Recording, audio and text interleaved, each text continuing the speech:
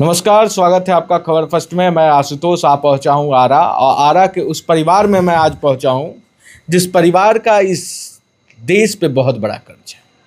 कि मैं इसलिए बोल रहा हूं क्योंकि इस परिवार ने आज़ादी से लेकर आज तक देश की सेवा की है, देश की सेवा में ये तत्पर रहे हैं। और यहाँ तक कि जगजीवन राम जो श्रम मंत्री थे, उनके भी रक्षा में स्वर्गीय पंचानन प्रसाद जी का बहुत बड़ा योगदान रहा है। और उनकी धर्मपत्नी हमारे साथ मौजूद हैं। इनकी उम्र मैं बता दूं कि 90 साल हो गई है, लेकिन आज ये परेशान है, आज ये दर दर की ठोकरें खा रही हैं। इस अवस्था में नहीं है कि ये चल पाएँ, लेकिन उसके बावजूद भी ये अपने हक की लड़ाई आज ये परिवार लड़ रहा है। वो इसलिए क्योंकि मैं बता दूं कि स्वर्गीय पंचानन प्रसाद जी के पत्नी का नाम वोटर लिस्ट से काट दिया गया। और मैं बता दूं आपको कि इससे पूरा परिवार जो है वो परेशान है। दादी, क्या नाम हुआ? धनुपरी देवी। अच्छा, वोटर लिस्ट से नाम काट दिया गइल बा? हाँ, काटल बा।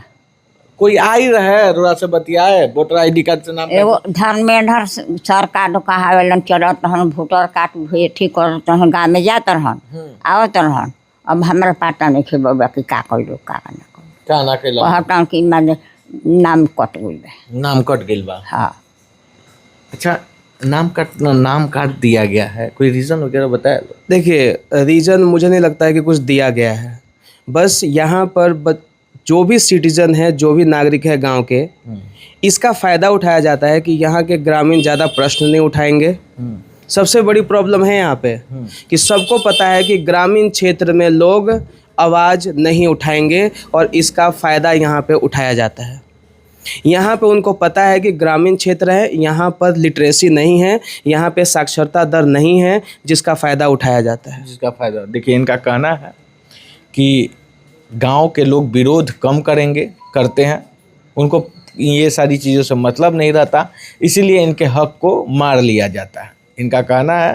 तो सवाल ये उठता है कि सोच सकते हैं कि धनुपरी देवी का नाम काट दिया गया है, तो क्या जो वोटर अधिकार रैली राहुल गांधी कर रहे हैं, तो ये बहुत बड़ा सवाल उठता है कि क्या वो सच में जो वोटर अधिकार रैली कर रहे हैं वो सच में सही है? ग्राउंड पे देखा जा रहा है कि सच में इनका तो हक मारा जा रहा है, ये वोट नहीं दे सकती। और इस परिवार का सवाल ये नहीं है कि इनका वोटर लिस्ट से नाम काट दिया गया, ये उस परिवार का वोटर लिस्ट से नाम काटा गया है जिस परिवार ने सर्वोच्च बलिदान दिया है, देश के लिए सेवा किया है, जिनके पति ने अपनी जवानी खपा दी इस देश की सेवा के लिए। और आज सोचिए कि वो देख रहे होंगे ऊपर से, तो क्या सोच रहे होंगे कि इस देश ने हमारी पत्नी को वोट देने से मतलब हक छीन लिया। ये बहुत बड़ा सवाल है। अच्छा, ये बताइए, आप पूरा बताइए कि दादाजी क्या थे। ये बताना बहुत ज़रूरी है कि निष्ठा भाव से जिस तरीके से देश चलना चाहिए, जो देश के संविधान ने नियम बनाए हैं, उस नियम का पालन करते हुए हमारे घर के आसपास जितने लोग हैं, हमारे परिवार के द्वारा ये सब सिखाया जाता है कि जो भी हमारे संविधान में लिखा गया है वही हमारा धर्म होना चाहिए। हमारे घर में दादा के बाद मेरे पापा बीएसएफ में, फिर मेरे बड़े भैया आर्मी में, और मैं एक समाज को सुधारने का काम कर रहा हूँ टीचर के रूप में। तो जब मेरा परिवार इस देश के लिए इतना कुछ कर रहा है, तो मेरा एक ही सवाल है कि मेरी दादी का क्या वोट देने का भी अधिकार नहीं है? अभी तो वोट छीना गया है ना, नागरिकता भी छीना जा सकता है। बीएलओ से संपर्क किए थे? बीएलओ से संपर्क इनडायरेक्टली हुआ था, तो पता चलता है कि वो ऐसा आंसर देते हैं कि शायद इन्होंने वोट नहीं दिया होगा, जिसकी वजह से इनका नाम शायद रिकॉर्ड से हटा दिया गया है। अच्छा, तो यहाँ पे तो आप चेक कर सकते हैं, मेरी दादी सब वोट दी है, बाबूजी वगैरह लेकर गए हैं।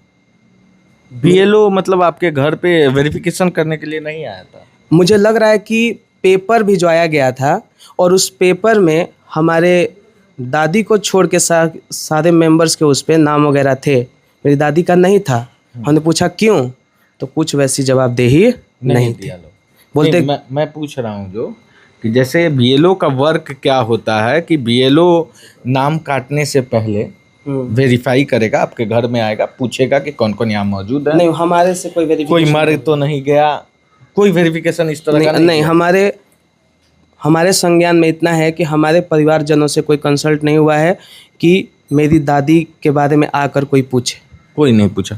अच्छा, नाम कटने के बाद बीएलओ के यहाँ जाके आप नहीं बोले कि मेरा दादी का नाम कट गया, कैसे? जी बिल्कुल बात हुई थी, पूछा गया था, बिल्कुल कॉर्डियली बिहेवियर हमने शो किया था वहाँ पे कि सर नाम कट गया है, क्या उसका प्रोसेस है।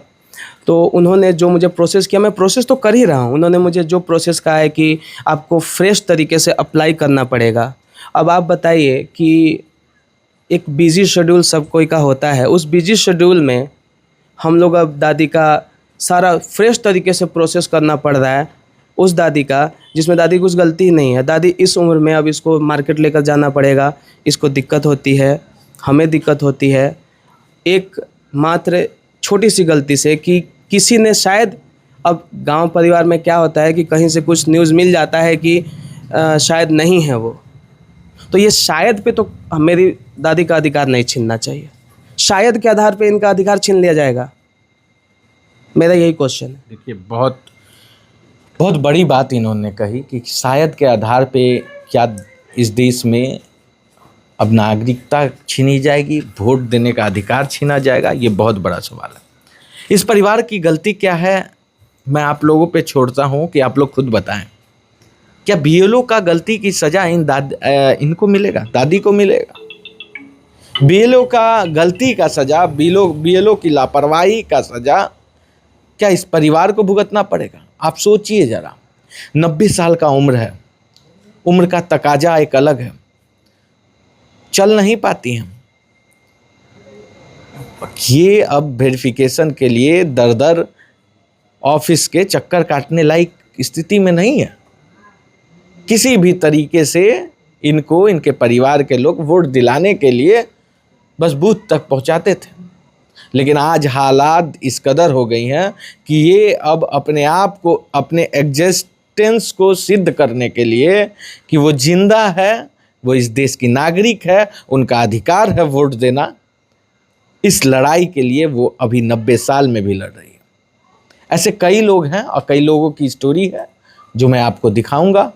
ना स्याही का दोस्त हूँ, ना सफ़ेदी का दुश्मन, आईना दिखाना काम है, हम आईना दिखा देते हैं। जय हिंद।